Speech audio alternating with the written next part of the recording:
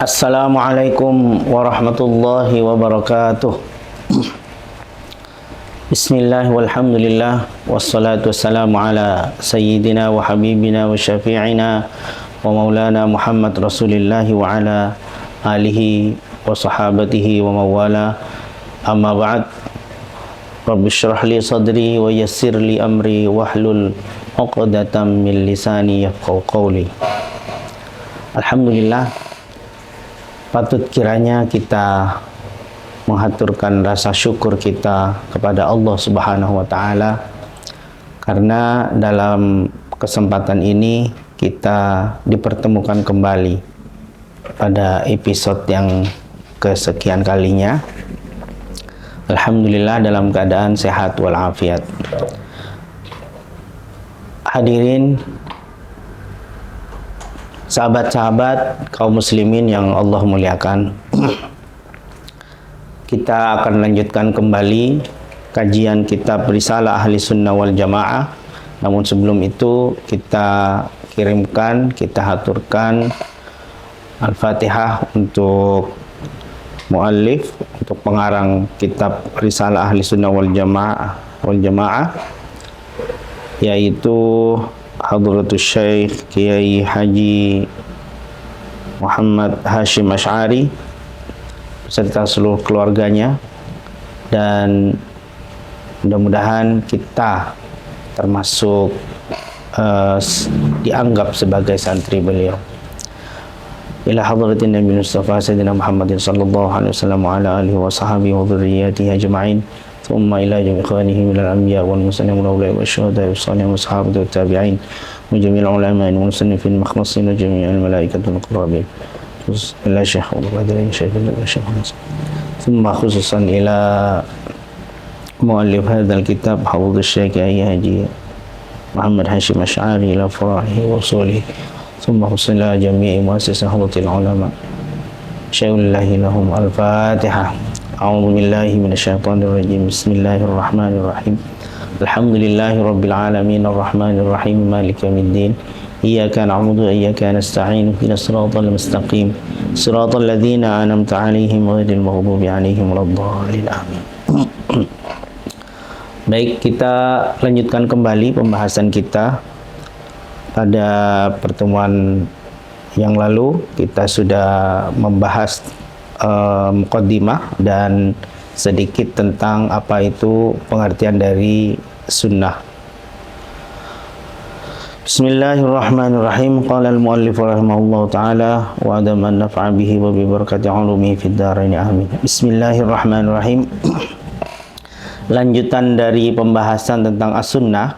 Kalau pertemuan yang lalu kita membahas tentang as-sunnah dari segi pengertian secara bahasa maupun secara istilah syar'i, kita sudah membahas bahwa as-sunnah adalah secara bahasa at-tariqah atau jalan, sedangkan menurut istilah syar'i adalah at-tariqah al-mardiyah al-maslukah bihan Nabi sallallahu alaihi wasallam wa ashabi. Jadi jalan yang ditempuh oleh Rasulullah sallallahu alaihi wasallam dan para sahabatnya yang diridhai Allah Subhanahu wa taala. Jadi sedangkan pada kesempatan ini kita akan membahas tentang bid'ah. Sahabat-sahabat semua dan para pemirsa kaum muslimin yang Allah muliakan, memang kehadiran kitab ini adalah sebagai klarifikasi dari keadaan saat itu, kurang lebih tahun 1930-an ya. Jadi Hadratus Syekh mengklarifikasi adanya anggapan-anggapan bahwa amaliyah-amaliyah dari kaum atau warga masyarakat di Jawa khususnya saat itu bertentangan dengan agama. Nah, dari itulah Hadratus Syekh mengarang kitab ini, Risalah Ahli Sunnah ini, sebagai klarifikasi, sebagai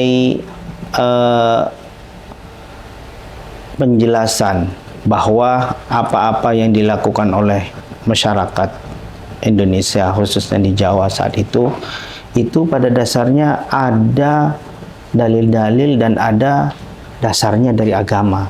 Jadi bersumber dari agama. Kita lanjutkan. Bismillahirrahmanirrahim. Wal bid'atu kama qala Syekh Zaruq fi 'Uddatil Murid. Sekarang kita akan membahas pembahasan bid'ah. Wal bid'atu, adapun pengertian bid'ah, kama qala Syekh Zaruq, sebagaimana yang telah dijelaskan oleh Syekh Zaruq fi 'Uddatil Murid, di dalam kitabnya 'Uddatil Murid. Perlu diketahui bahwa Syekh Zaruq ini adalah seorang ulama sekaligus seorang sufi yang dilahirkan di Fes, di Maroko, di sebuah pegunungan ya di Maroko, sekitar tahun 1442 Masehi. Dan Syekh Zaruq ini pula salah satu karyanya adalah menjelaskan atau mensyarah kitab Al-Hikam Ibnu Athaillah.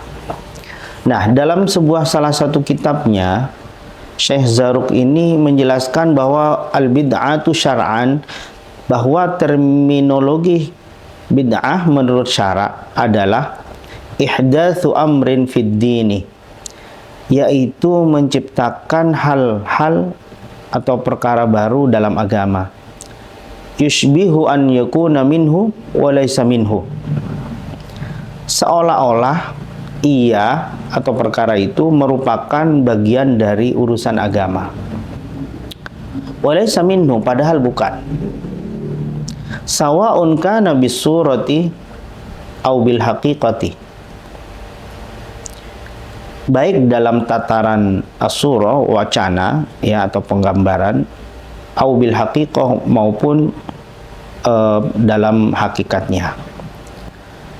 Liqaulihi sallallahu alaihi wasallam, hal ini didasarkan pada sabda Nabi sallallahu alaihi wasallam yaitu man ahdatsa fi amrina hadza ma laysa minhu fahuwa raddun. Siapa yang menciptakan perkara baru, man ahdatsa fi amrina hadza, siapa yang menciptakan hal baru dalam urusanku atau urusan kami, kita ya, urusan kami, ma laisa minhu fahuwa raddun, padahal bukan merupakan bagian dari agama,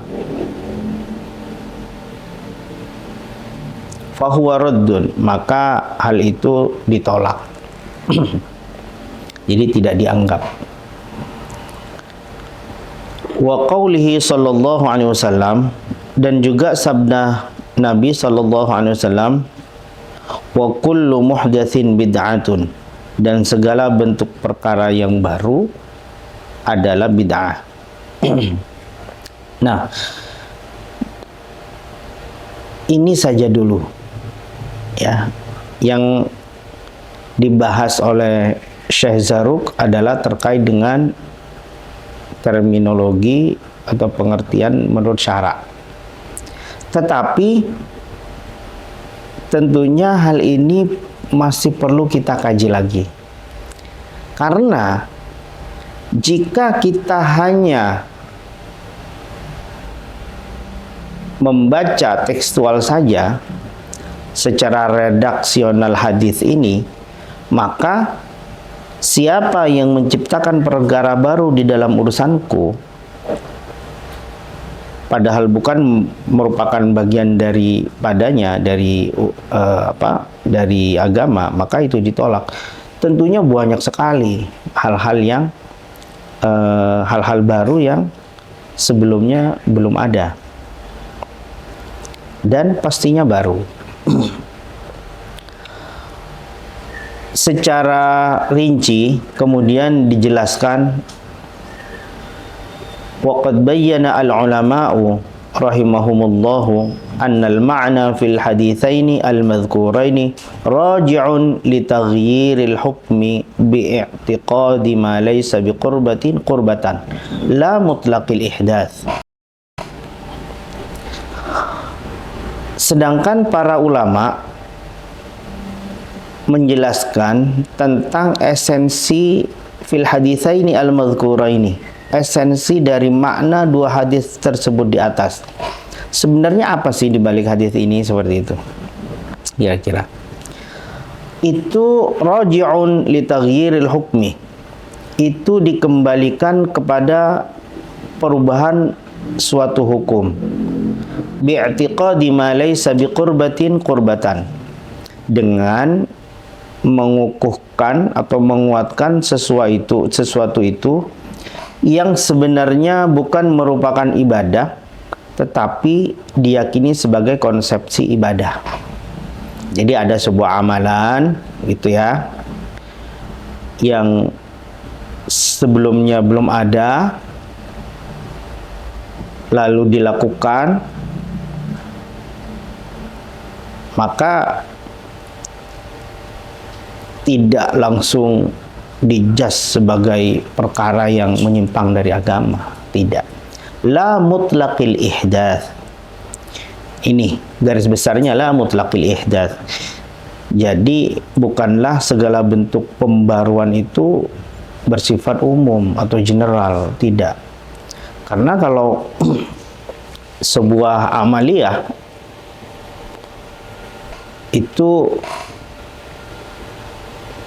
semua yang tidak dilakukan Nabi kemudian dianggap sebagai sebuah perkara yang bid'ah gitu ya, yang masuk fahuwa raddun itu, maka tentu sangat sempit sekali pandangan-pandangan hukum-hukum dalam agama. Iz qad tanawalathu syari'atu bi usuliha fayakunu raji'an ilaiha.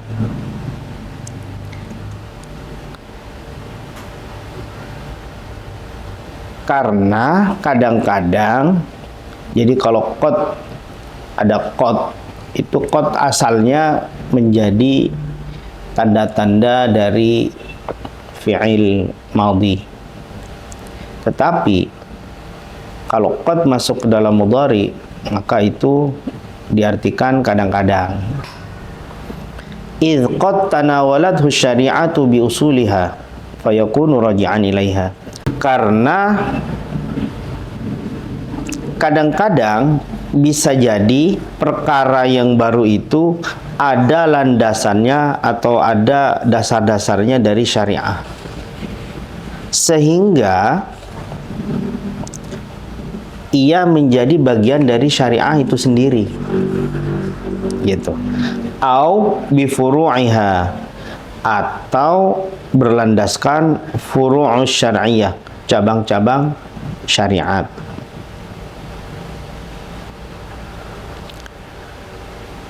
Fayakunu maqisan 'alaiha, sehingga ia dapat dianalogikan kepada syariat. Jadi ini memang sudah masuk ke dalam pembahasan yang memerlukan konsentrasi dan fokus yang tinggi, sehingga pemahaman kita tentang bid'ah itu bukan sebagai sesuatu yang sempit, tetapi memandang bid'ah sebagai sesuatu yang perlu dikaji. Dan sebenarnya apa garis besar bid'ah itu? Apa batasan-batasan sesuatu itu dianggap bid'ah? Apa setiap yang tidak ada dan tidak dilakukan Nabi akan disebut bid'ah? Kemudian di sebagian saudara-saudara kita ada yang menyebut bid'ah mungkarat, misalkan gitu. Kan nggak ada di hadisnya bid'ah mungkarat di situ, tetapi menyebutkan bid'ah mukarrah. Nah, di sini perlu dikaji batasan-batasan disebut bid'ah itu. Sehingga Syekh Zarruq melanjutkan, waqala, kemudian Syekh Zarruq menjelaskan kembali, wa mawazinuha thalathatun, bahwa ukuran atau mizan, ya, ukuran sebuah amaliyah dianggap bid'ah atau tidak itu terbagi menjadi tiga ukuran. Syekh Zarruq membagi menjadi 3 bagian. Yang pertama, al-awwalu al-yanzuru fil amri al-muhdats, harus dilihat keberadaan perkara baru tersebut. Dilihat dulu perkara barunya itu. Fa in syahidalahu mu'dhamu syari'ah wa asluha falaysa bi bid'atin. Udah mulai ada titik terang. Fa in syahidalahu mu'dhamu syari'ah wa asluha falaysa bi bid'ah. Jika di dalamnya didapati, termasuk dalam koridor hukum syariat, ya, dengan dukungan dalil-dalil yang menguatkannya, falaisa bid'ah, maka bukanlah dinamakan bid'ah. Contohnya misalkan, innallaha wa malaikatahu yusalluna 'alan nabi ya ayyuhalladzina amanu sallu 'alaihi wa sallimu taslima. Misalkan kita diperintahkan untuk memperbanyak sholawat kepada Rasulullah sallallahu alaihi wasallam. Sedangkan sholawat yang diajarkan Nabi adalah Allahumma sholli ala Muhammad wa ali Muhammad misalkan. Tetapi ada lafaz atau redaksi sholawat yang lain yang susunannya boleh dibilang baru. Misalkan sallallahu ala Muhammad, sallallahu ala Muhammad, sallallahu ala Muhammad, misalkan dibaca berapa kali misalkan. Atau salawat yang biasa kita baca, Allahumma sholli, salawat nariyah, salawat fatih misalkan. Itu adalah variasi atau ragam dari salawat itu sendiri. Jadi dalilnya apa? Dalilnya sallu alaihi wa sallimu taslima. Atau juga zikir misalkan, fadhkurullaha katsiran misalkan. Kita dimerintahkan untuk berzikir kepada Allah yang banyak, dengan zikir yang banyak. Namun di situ tidak dijelaskan bentuk zikir, bacaan zikirnya seperti apa, dibacanya kapan, dan jumlahnya berapa. Tidak disebutkan. Kemudian ada yang mendawamkan zikir, misalkan setiap habis sholat kita berzikir, misalkan ya Fattah, ya Razzaq, ya Fattah, ya Razzaq misalkan, dengan harapan Allah membukakan rezeki yang luas, misalkan ya Fattah ya Alim, ya Fattah ya Alim misalkan gitu, sejumlah sekian. Maka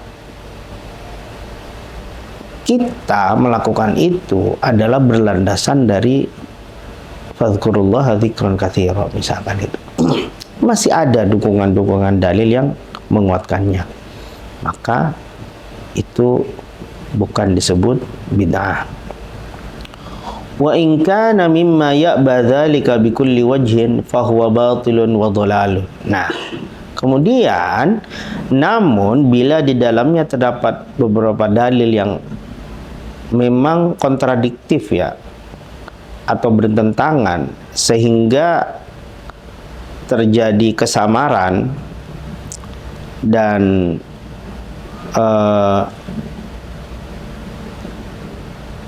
muncul beberapa pandangan-pandangan, maka tentu itulah yang dianggap sebagai batil wa dhalalun.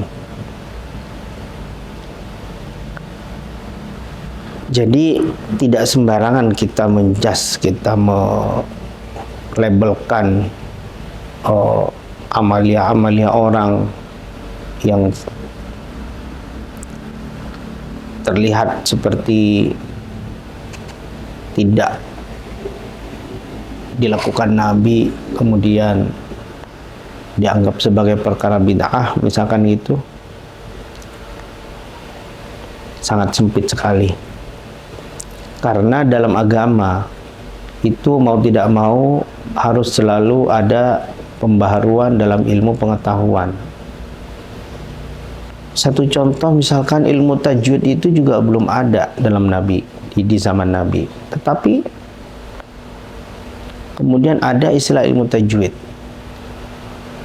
Nah, lantas apakah kita akan mengatakan ilmu tajwid itu bid'ah misalkan? Kan tidak.